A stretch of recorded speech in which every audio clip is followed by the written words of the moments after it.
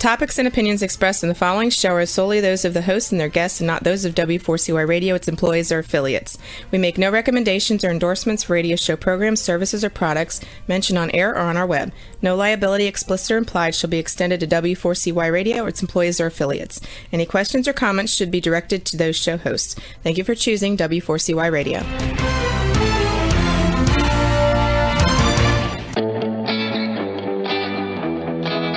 Are you ready to take a journey? Let's connect with the healers of the world. It's that time.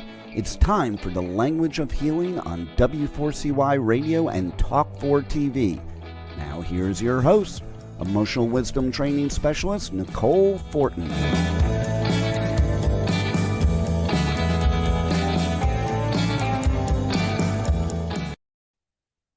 Hello, everybody, and welcome to another episode on the Language of Healing. Today, we're Friday, December 17th, getting very close to the end of the year, and the holiday season we're in it, it's around us, and this is a time where people all around the world are celebrating, whatever you are celebrating exactly. But it's a time where we do tend to reflect on, how has our year been? Have we done what we wanted to do, what we set out to do? What might we want to finish up and complete around this time of year? And what do we want moving forward? And all of this is happening amongst lots of, the hustle and bustle of the holidays. And so today we're talking about Cheryl Fountain's latest children's book, which is called I Love My Family. And I think this is a great, so it's just been released, which is great for holiday gifts and throughout the year. But I think this time of year is a real reminder of our family, lots of things around the holidays can be brought up and triggered, and our past feelings, thoughts, and beliefs, and our core programs can be, activated at this time of year. Things get triggered, and a lot around family, in general, right? 'Cause generally, we're meeting with friends and family for dinners and eating and drinking and celebrating and gift giving, spending time together, going out to enjoy some of the activities that might be happening in your area. Like here in Calgary, we have lots of snow, and all of the lights are strung up. There's some festivals of lights, which I always enjoy around this time of year. It makes me feel warm inside, despite it being cold outside. And so let's dive in a little bit. Let's meet our guest. We have Cheryl Fountain with us, who has many years experience living in the Arctic, so cold. Yeah. Yeah, it is colder today. So I'm in St. Albert. I think it's minus 27. So that's closer to what I'm used to. Yesterday was minus 20 and everyone is complaining about how cold it is. And to me, it's quite warm. So it's a different world up in the Arctic. And I am blessed to have moved to St. Albert, though it's a nice transition. And there's a lot more sunlight here in the winter. Yeah, that's always interesting. I'd really like to experience that sometime with I know you're like, oh, old news, but what is that like? What do people, how do they keep warm and hearthy? Like what keeps people going in that deep freeze and total darkness? I think it's the community. I was up in Yellowknife for 17 years, and the one thing I've met some of my best friends there, like lifelong best friends. One of my oldest friends, actually, she has moved up here as well, or down here in the Edmonton area.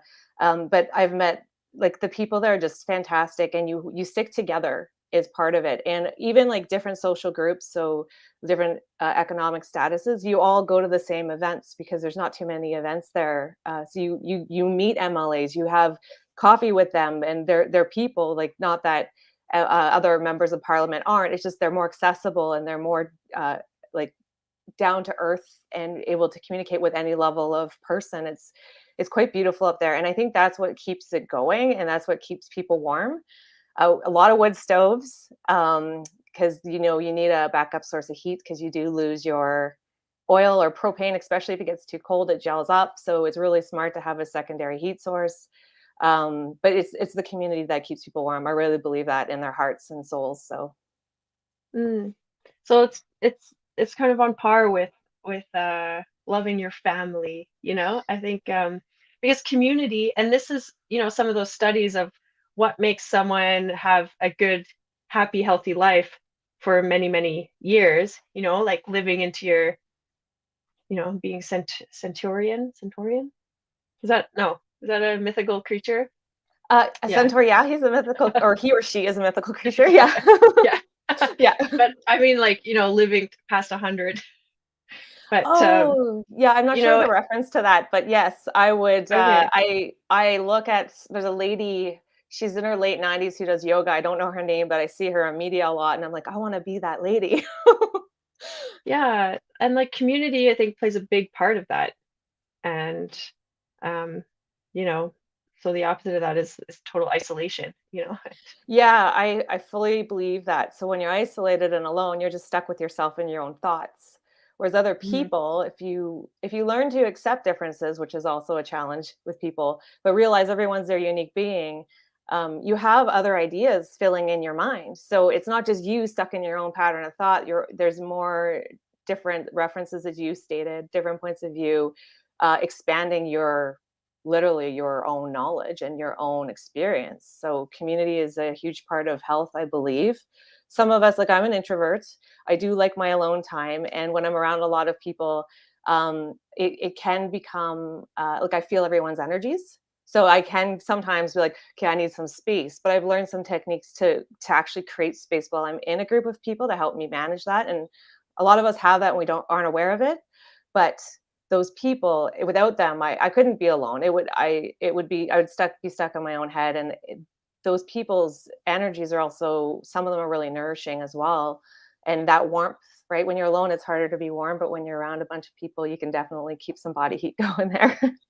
Yeah, true. Yeah, literally, quite literally. Yes. And so, Cheryl, you do all sorts of interesting work. We've had you on our show before, speaking Yeah. about your other book, another book that you've written on assertiveness, and just how important assertiveness is in our lives when we're communicating with ourselves and with others. And but here you are again, just a few months later, and you have another published book. Congratulations! I'm so excited for you. Thank you. I'm really excited. I'm in love with this book. It was a very simple, beautiful story I wrote, inspired by my son, and it turned into something more than I could have ever asked for. It's very beautiful. I can kind of give you a little quick glance here. We'll go over it a little bit more. Yeah. So, the artist is Lorraine Shielbra. She's in Edmonton. She's so beautiful and she's so wonderful to work with. Um, so I'll kind of introduce the book. It's a Yeah, please. story about a house who talks about all the things it loves about its family. And it was inspired by my son. He's 5 years old and his name is Griffin. And we're pushing him on the swing and we were kind of singing that "What Does the Fox Say" song. And then we were going, "What does the chicken say? And what does the cat say?" And then he said, "What does the house say?" And I said, "I love my family." And then at that moment, I looked over at my house, which I've forever wanted a house like this. I've lived in so many different accommodations, and imagined it looking at us. And then I kind of remembered my childhood home, and I still dream about my childhood home. And it kind of sparked the understanding, which is that our houses pick up our energies, and they become their own characters because of the energies of the events and the people and the critters and everything that happens inside of it. And you might notice this when you walk into somebody's home, that you feel different energies. So sometimes it's not so great and sometimes it's wonderful. And every house has its own smell. So it inspired the story, and it's a beautiful, simple story with repeating words for early readers, big font to support, and for developing readers of all ages, with beautiful watercolor illustrations. Um, and so that was the idea, is to bring that awareness to people. And then, oh, there we go.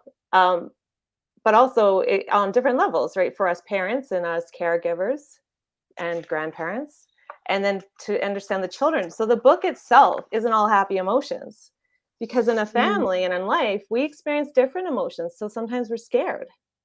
And I wanted to bring that into, the awareness of children, that, emotions happen and it's part of life. And this one, a little girl scrapes their knee and the little boy is feeling empathetic about it. Like he's feeling, oh, I feel sad. My sister's hurt.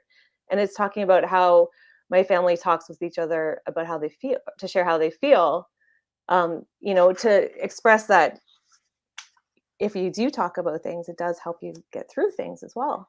And just regular, like family events, eating dinner together. The one thing, I want to show you this cat, because this cat is phenomenal. But also I want to show you this other page that's really important. So here's this kitty that I think is just bright and colorful. And again, the illustrator, Lorraine Shilbra, is fantastic. Yes. She does art in Edmonton as well. So you can look her up on her website. It's amazing. Yes. Yeah. Yeah. And then I know this is also a radio show, so I'll keep talking. So I love so there's an argument as well. So, but on the argument page, I have like little hearts on their chests to show that even after, even when families are arguing or disagreeing, they still love each other. It's part of communication. It's part of our lives. If we got to disagree sometimes, we're different ideas. We have different expectations. And when you communicate those expectations and ideas, you can get through things. And the same about, and then, you tuck your children at night. So everything's okay at the end of the day. So that's just a kind of snapshot of the book. And the idea is, if you communicate, like as families communicate and they share things together, those emotions flow through our events of our lives, and the house witnesses it and takes on its own personality and own character. Yeah, it's amazing. I know, because when we do, I mean, you think about a home, it's like your container. It's what, well, houses you and supports you and gives you shelter, and is a place where you rest. It's a place where you do. It's a place where you eat and where you communicate and, yeah, maybe argue and but those are all very important pieces of growing together. We talk about like the pressure or the tension that really supports us in growing more. Yes. And yeah, I saw a comment actually come up from Heather, and she's talking about the great book. And I believe that she's talking about your assertiveness book, because I know that she really took a lot out of that book and really enjoyed how it was like outlined a little bit differently than what you would typically see in that. Because I don't know, is it like a human resources or kind of communications technique, right? But it can be used for anybody. Yeah, the assertiveness book, I appreciate that, Heather, so much. I'm so glad you're enjoying it. It's so near and dear to my heart. And that one I did outline in a specific way, so you can just flip through it easily as well, just to find the techniques if you want it, or learn about the emotional wisdom. So I kind of planned that out. So I'm glad you're finding it useful and that it worked out. Yeah. And now bringing some of these principles into something really easy and beautiful to read and digest. And so what does your son think about this? He loves it. He loves it. So I can kind of tell you, I want to also share how this came about, because I actually am doing 2 more books this year now. Sock Soup and The Little Goose That Could, and they're on the back of my book, and they're coming. Sock Soup's coming in the spring, and The Little Goose That Could is coming in the fall. And he loved it. So he loved he's easy for him to read it. He's 5.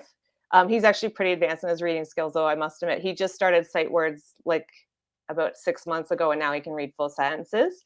But he thought it was cute. He really liked the one with the scraped knee. He's like, oh, the little boy's sad. So I really appreciated that, because I part of it, I want the kids who read the book to identify with the emotions and ask what's happening, and you can have those conversations with them. So that happened.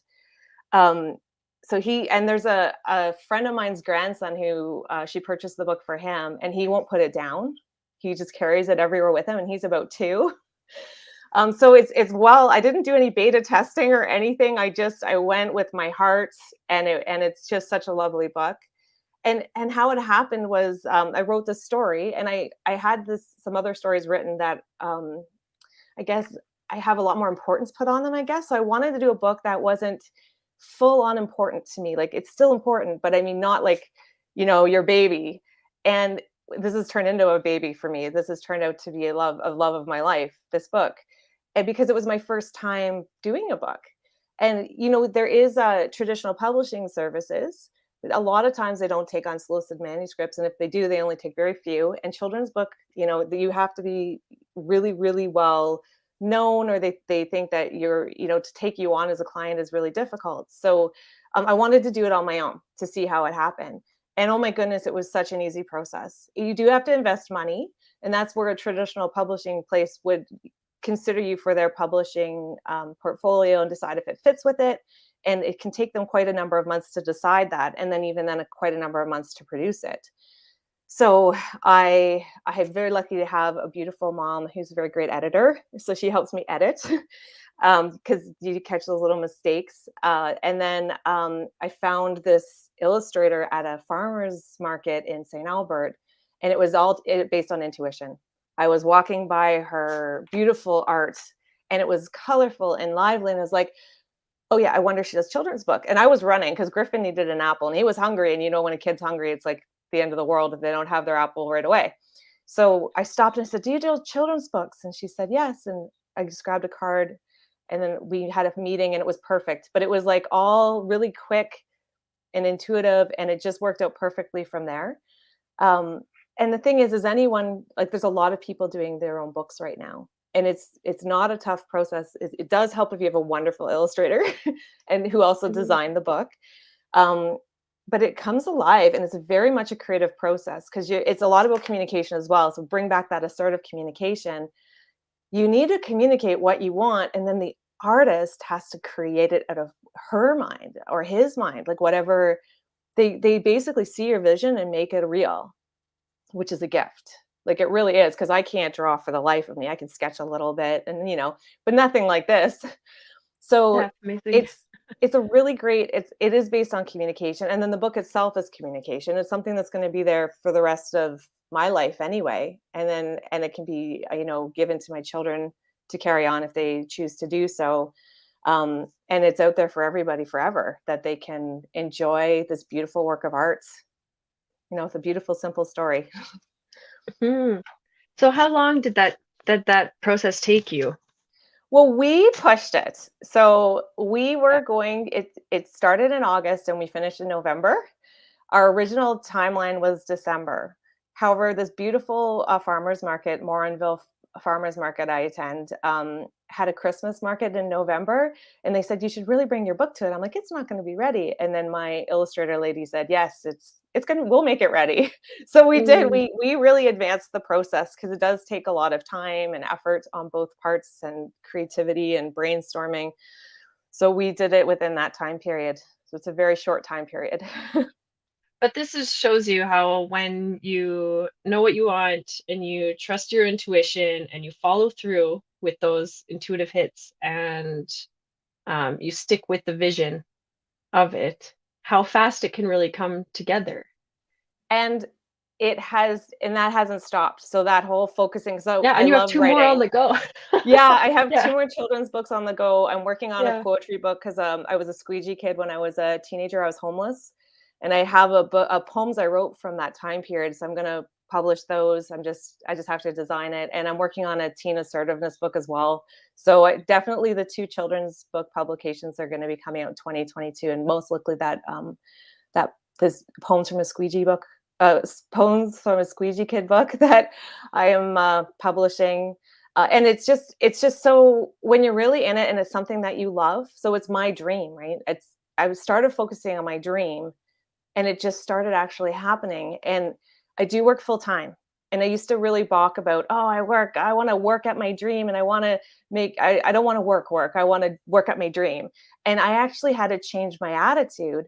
And I realized my work is funding my dream. So now my work isn't even work anymore. My work is a way to fund my dream. So I can continue on with my dream. And it's actually a really healthy balance versus like, quitting everything and diving in, and I still have to provide for my family and this beautiful home that's taking on its new character to be our family home.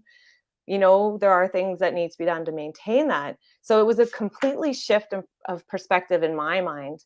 And the thing is not to stop the dream. So there's still those moments where you kind of get a little anxious, or like, I'm doing so much, there's so much going on. However, when you keep your focus on it, and it just starts happening for you. Like, little things will happen to support you that you could never have planned.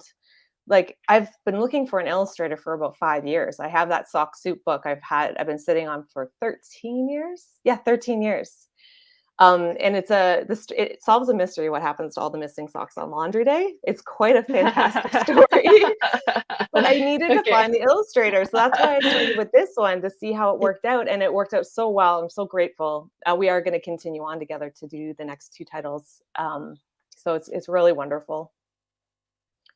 Yeah. So yeah, take us back to that dream, and that publishing your dream, because publishing your dreams could mean many things. It doesn't necessarily have to mean a book, for our That's right. listeners and our viewers. Like, you might want to like follow through with another dream that you have, and it might be to publish a book, or I believe that people are so interesting that like everybody should have a book.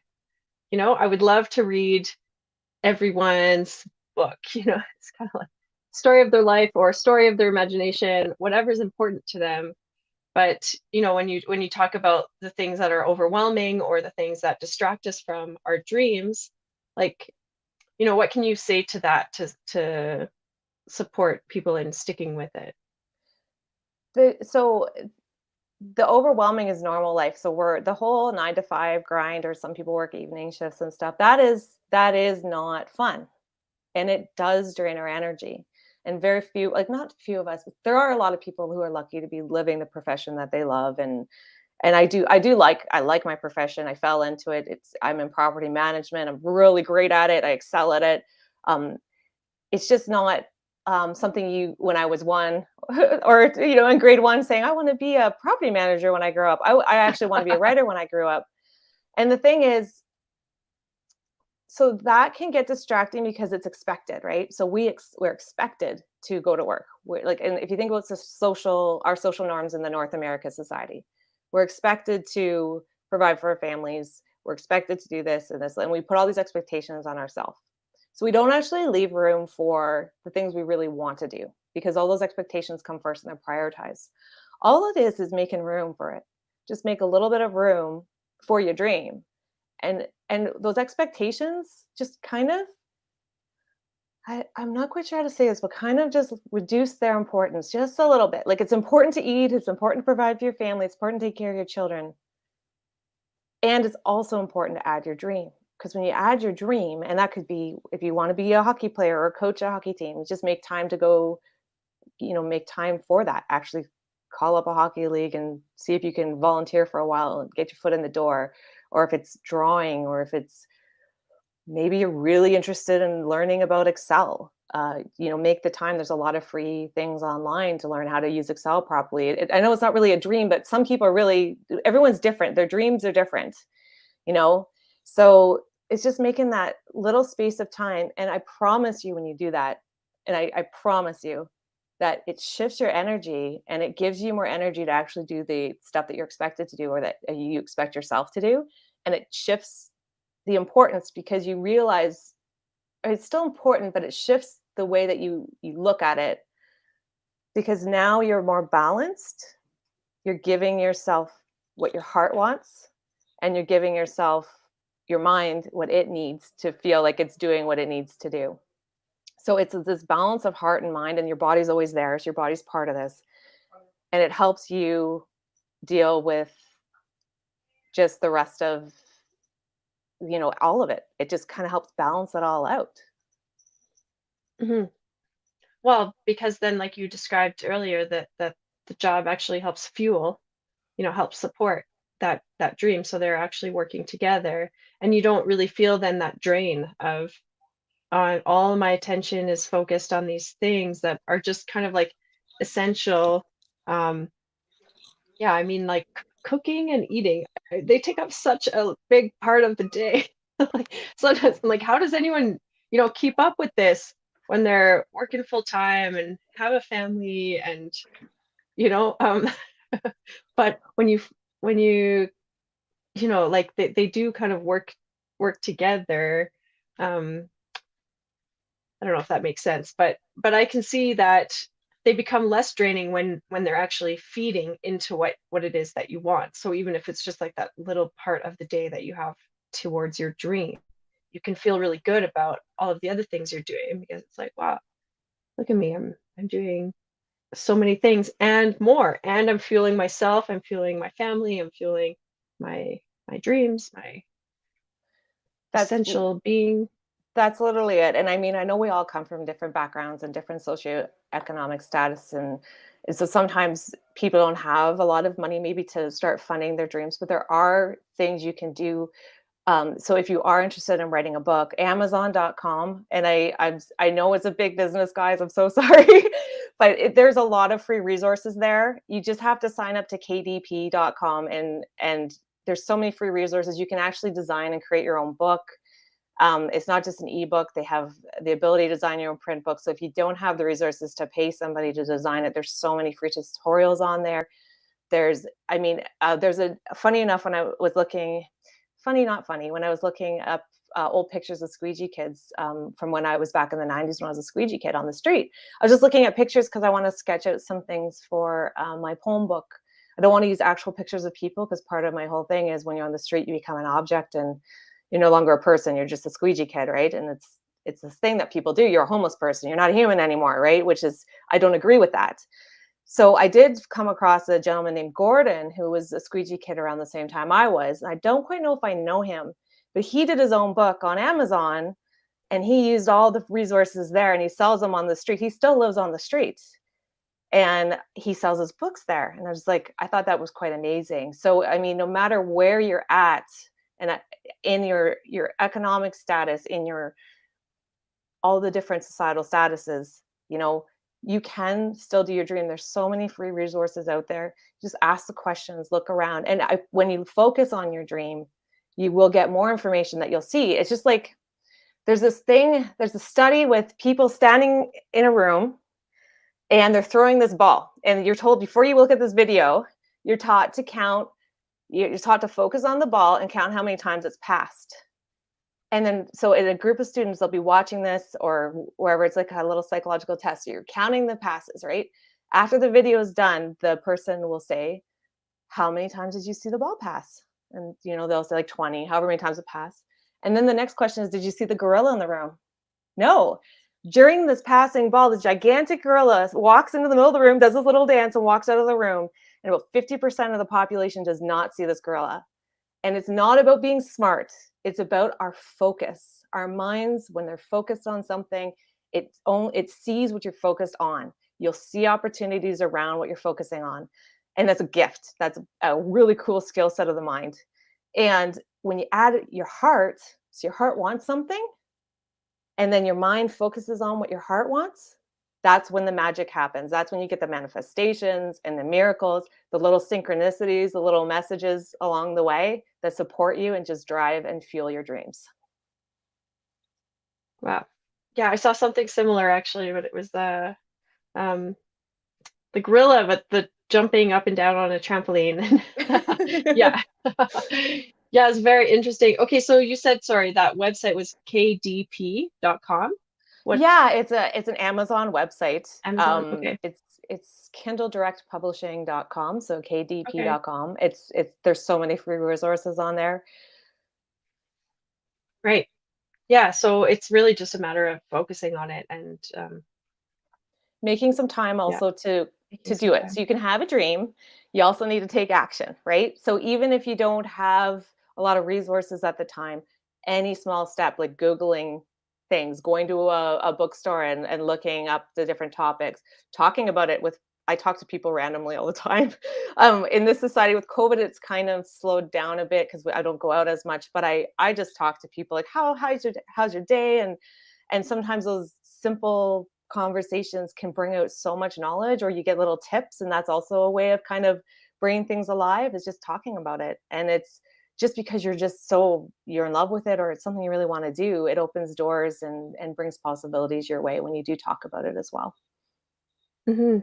Yeah, for sure. It's like your beacon is like shining, kind of light and bright. This is what I want, and then things can transpire to support you in that getting what you want. So with I love my family, like what are some I know you shared with me through the process of it and some of the feedback you were getting around it maybe being, well, not everybody has a nice family or a nice Yes. So family home. that's right.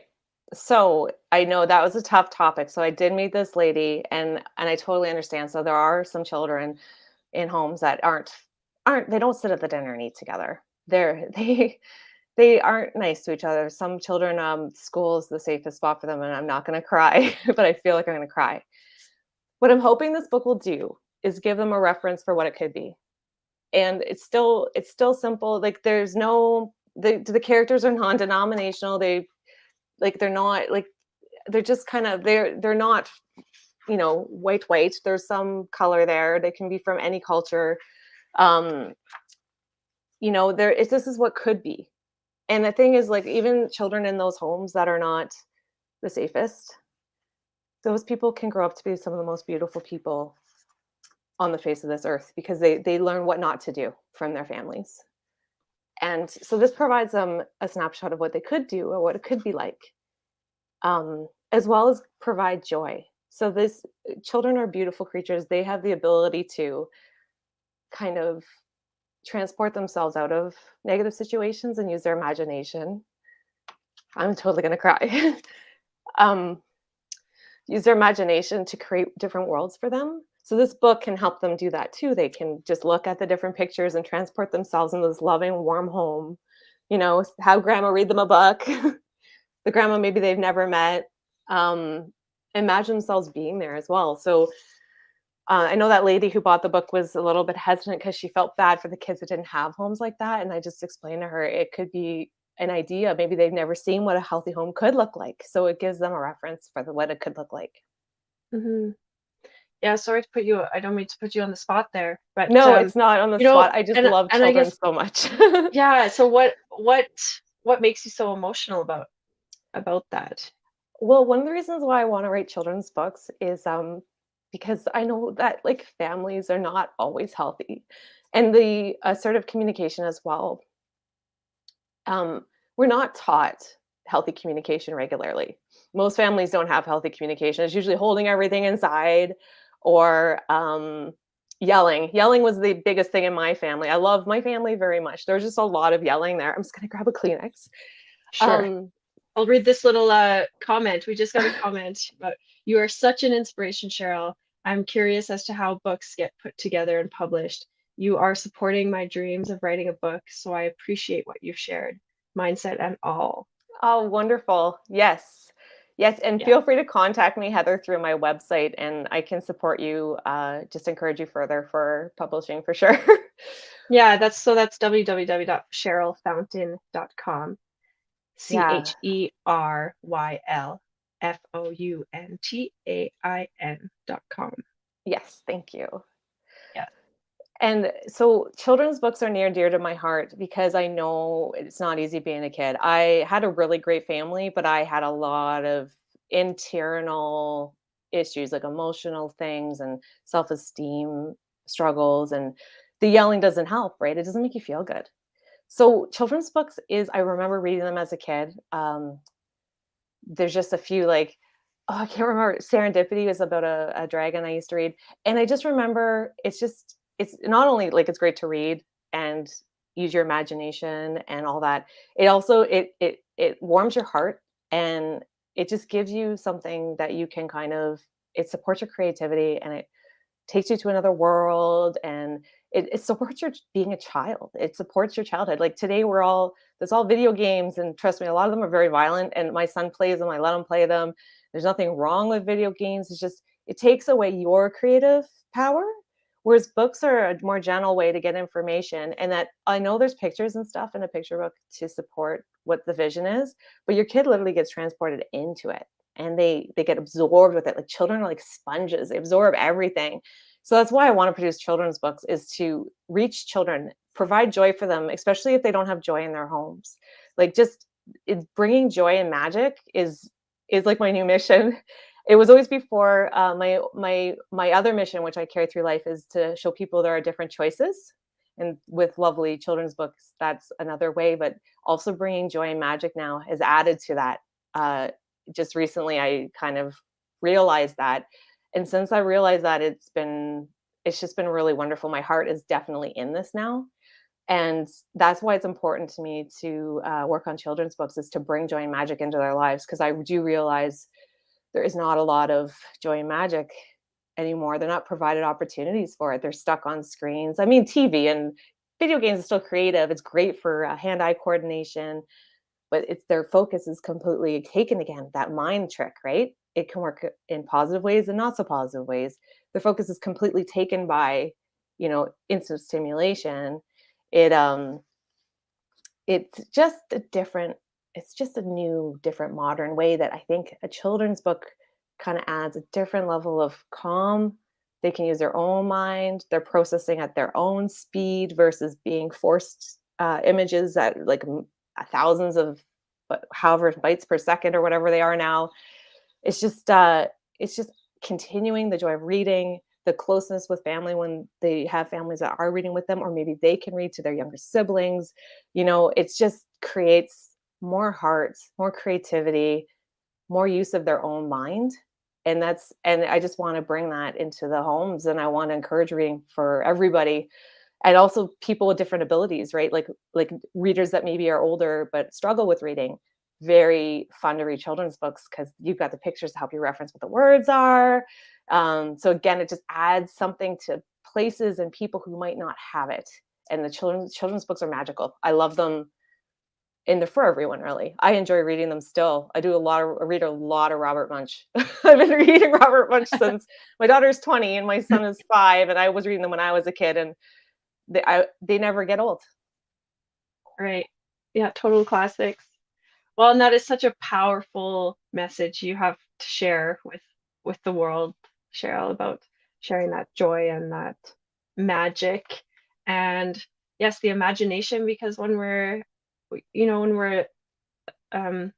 childlike, because we can all be, we all were a child at one point, right? So, and we do have the choice to be childish or childlike in life, whether that's childish where we're reacting to our emotions and being, trying to get our needs met in a way that's maybe less supportive, right? Like the whiny anger or something, right? Like versus the childlike that's more curious and playful and what's the word? You said it about it, just how well the imagination can transport you places. Like your more problem solving like ability is a lot more readily available Because when you your are in mind that imagination. creating the connections versus the connections are kind of being put into it for you. And not, it's like there is some benefit to video games and television. It's just another media that expands your ability to create with different, like print media is different. It's not action, right? So you have to use your mind to create the action. And imagine Right. the kid that scraped her knee, how she got there. Or they have to, like the television tells you for you. But this, you have to kind of, so they're here and you have to ask, oh, what's going on? Right? Your mind has to ask those extra questions. You give an idea. It's not a blank slate, but it is a slate with something, but they fill in the rest. Who knows? Hmm. Right? It can be their mind that decides what's really happening here. Yeah. So maybe you have some thoughts around this, around like imagination and what happens when maybe, because is it a muscle that we can keep with us for life? You know? I think Um, so. I think it's a muscle because I wrote a lot when I was younger, and I like the poetry I wrote is fantastic. I don't know if I could write that right now. I'd have to start mhm, writing poems again. I used to write poems all the time. And the children's books, I have to admit, they're like they come from somewhere else. Like the Little Goose That Could that's coming out in the fall is about the Canada Goose first flight south and what happens to him. And that was inspired by a flock of geese in September. They're flying over my head and they were honking. And I just looked up and I'm like, oh, I wonder what it's like to fly south. And then I was like, oh, I wonder what it's like for those like new little geese. Like, how do they know to fly in that V formation? And then all of a sudden, this book came to me. It was just this like mm, they were honking. And the beautiful story about that book is I wrote it out. I just like madly wrote it out. And then it was a different day that I wrote it. And when I finished my last sentence of my first draft, I swear to goodness, geese started honking. I was inside my house and I could hear them honking. They honked as soon well, I just finished the last sentence. And I was like, okay, that book has to be one of my next ones that I'm publishing because the universe just gave me a sign. yeah. Oh, I love it. And I know it's kind of unrelated, but I'm reminded of like Eddie the Eagle, who is like just kind of like that very like beginner's mind almost. Like I can do this. This is my dream and I am going to do this. I'm going to follow through with that, whether, no matter the outside um, influences or thoughts or pressure, I guess. And that's an important point. So I Yeah. used to write. When I used to write, I used to self-edit everything I did and I'd throw it. I wish I kept those writings. I bet you they were genius. I really do. But I self-edited so much because my self-esteem was lower. Anything I did wasn't good enough. And to exercise that muscle, just like when you're exercising, you got to like allow yourself to be able to move, right? So if you're like self-editing and canceling your ability to move, you can't let the genius come out. You can't let it flow if you're stopping yourself. So it's just write it out. It doesn't matter how good it is, it doesn't how much it is, it doesn't matter if there's spelling mistakes. Just write. Write, write, write. And then afterwards you can go back and change it and modify it. You can move things around. You can like, oh, I don't really like that idea. But if you stop it before it starts, then it's a little bit harder. Doesn't mean you can't do it. A lot of people, I'm sure, are quite critical of themselves and do fantastic work all the time. For me, though, the biggest obstacle I had and why I didn't do this when I was younger was first of all my self-esteem, and second of all, I didn't think it was good enough, right? So that's part of your self-esteem. And the world doesn't support you very much sometimes. Like I'm talking about our society. I had a teacher in grade 10 in my writing class, and he said something to me and I didn't really follow it till now. But he said, Cheryl, you're so harsh on yourself. The world's going to be harsh and critical enough for you. You got to just quit being critical of yourself. Because I was doing it way back then even. And it's so true because you'll send them off to publishing houses and it's not, they just have so many submitted. They don't have the time to review everything. They don't get back to you. I did send my poetry to a university teacher once and he said to me, oh, it doesn't say anything.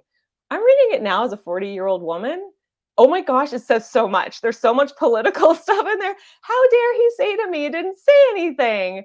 And the thing is, the people along your way, take those rejections with a grain of salt because that's one person with one person's perspective saying it's not good enough.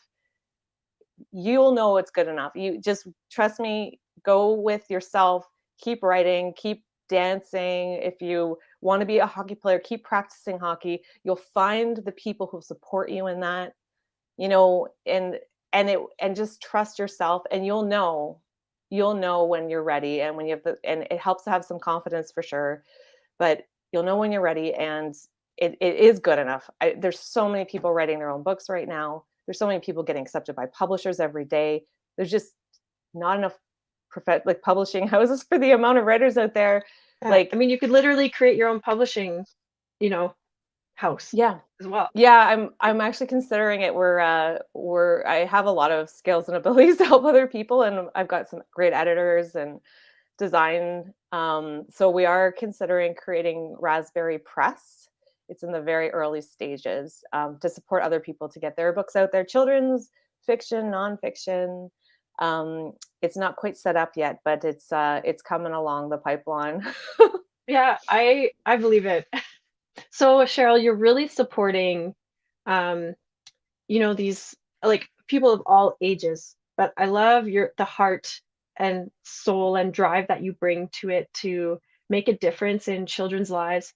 And like you mentioned about the teens, what difference would assertive communication make for you if you learned that as a child, as a teen, and then into adulthood? Because as a teen, like our brains are just wired for judgment. We're judging ourselves, judging others, and it's like, wait a second, that's a good, you need to develop those brain things, like those kinds of connections and perspectives, but adding the assertiveness.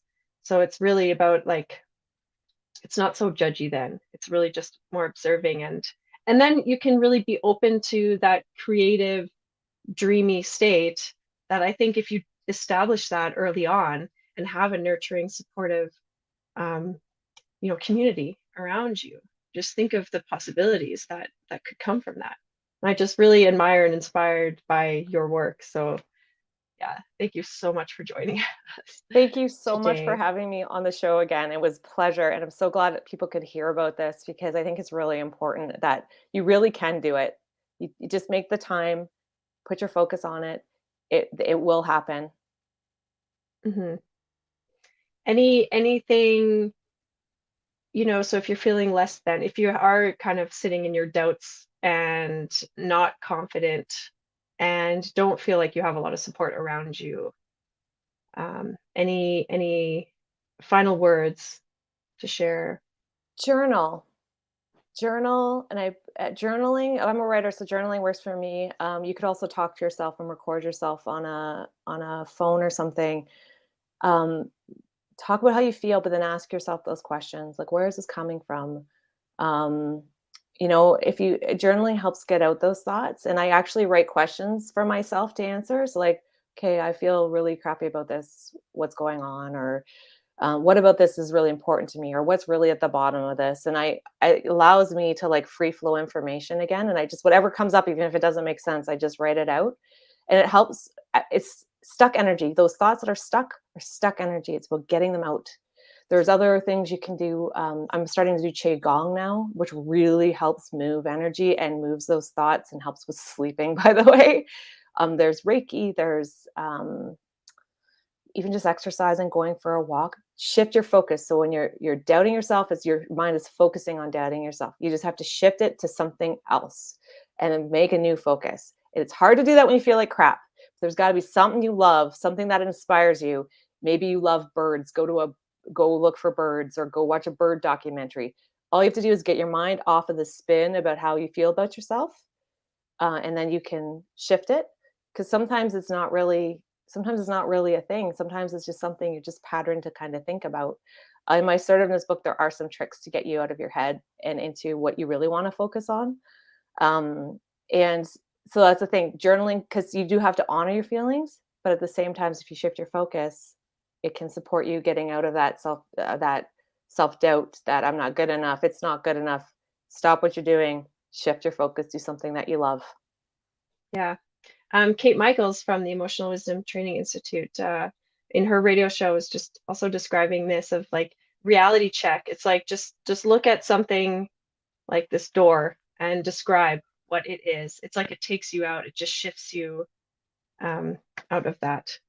Okay, Cheryl, our time is up. That was so great. My heart is happy. I wish you and your family and your community a really happy holiday. Thank you. And we'll see you in the new year. And so anyone wanting more information, it's CherylFountain.com. The new latest book is I Love My Family, and also has the amazing assertiveness book that you can check out. So we will leave you with the question, what will you take with you from this conversation that will support you for the rest of your life? Wow, what a show today, and the journey does not stop here. Come travel the world with Nicole every Friday at 1 p.m. Eastern Time, as together we become more fluent in the language of healing on W4CY Radio and Talk 4 TV. See you next week.